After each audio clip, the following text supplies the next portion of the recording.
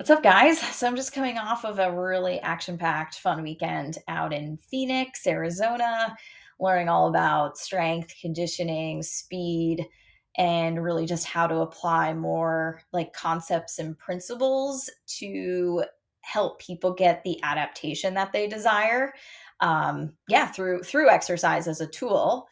And that really inspired me to lay out more of my framework of, what things am I looking for when beginning to work with somebody and helping them to, yeah, really bridge that gap between where their current position is and where they want to go, right? Like what the goals are, what the priorities are, what the values are. So hopefully this is helpful to anybody who's watching this right now.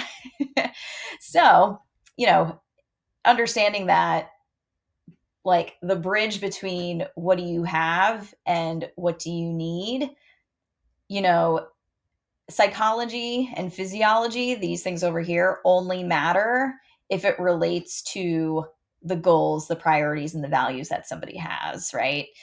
And I feel like a lot of the time there's a big disconnect with those things, right? They're doing other things over here, but we kind of feel like they're helping us with our goals. But if you really look at the data and like look at the whole story, you see that there's a big disconnect, right? So, psychology, right? Pretty important. I think we can all appreciate how mental sometimes this stuff is. Sometimes our unhealthy beliefs lead to unhealthy behaviors and patterns and choices that we're making in our day to day lives. And so these are just kind of maybe some common ones that I've heard before, like certain exercises, squats, deadlifts, lunges are bad for my knees, bad for my back, bad for whatever, right? Um, Even this is a kind of maybe common one too, right? Like I stretch and I do all these mobility drills, like I do all these things, but I still get hurt in class. Um, my imbalances, my compensations, like these are the reasons why I'm broken, I'm damaged. There's a lot of fear in that, right? A lot of anxiety.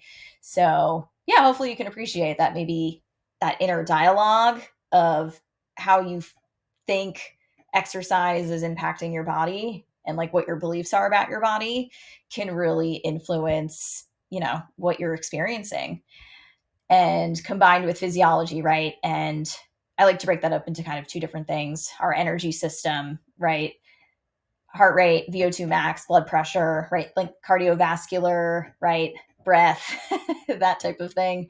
Motor, right? Range of motion, isolated strength, integrated strength. So not only just individually how, certain parts, right? Your limb, your arm, your leg, your trunk, um, are strength independently, but also how they are integrated together. And how does your trunk work alongside your hips? How does your hip actually work with your foot? That type of thing. And then force absorption and production, meaning like how springy are you? How bouncy are you? How reactive are you? I think that's a huge thing that's often missing sometimes actually in training. We're very focused on strength and, you know, making sure we're in good postures and, that very like, I don't want to say rigid, but it's just very like, you know, isolated, I guess, in that.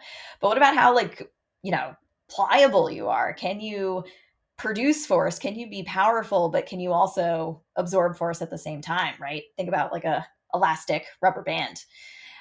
And those things combined, you know, do they really align with goals, priorities, and values, right? Thinking about what you're doing day to day. Are they helping you get back to certain activities? Are they helping you with specific intolerances?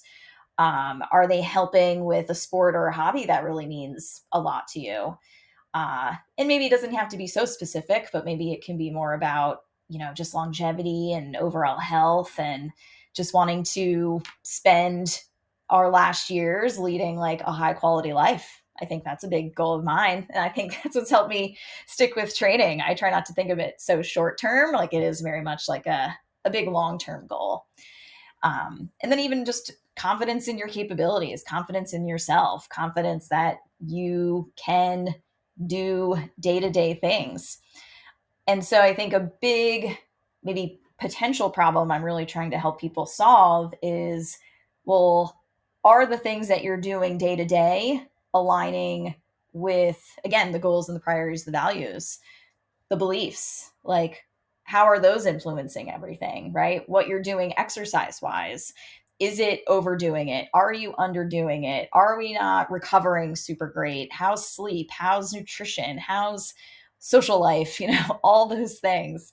So I think I just really appreciate, right, big picture, and that this is very nuanced too, right? Like, I wish sometimes that there was just like a magic list or a magic protocol that works for everybody. But I'm sure maybe there's some of you out there that have tried certain things, tried certain protocols, tried certain techniques that may have helped you or may have not helped you. So, just kind of an important concept to keep in mind as well.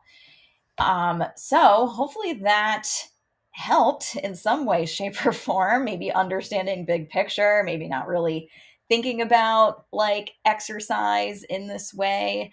It's not just it, yeah, I think it goes beyond just making your muscles strong. I think it goes way beyond. And I think a big thing for me is that when you realize how much training relates to so many other facets of life, of your job, of your responsibilities as maybe a mom, teaching your kids, right? Like, it kind of is mind-blowing how much training can really impact life way beyond probably maybe what you ever thought of. So I'd love to hear from anybody if this was helpful, if this was valuable in any way. My door's always open, so let me know.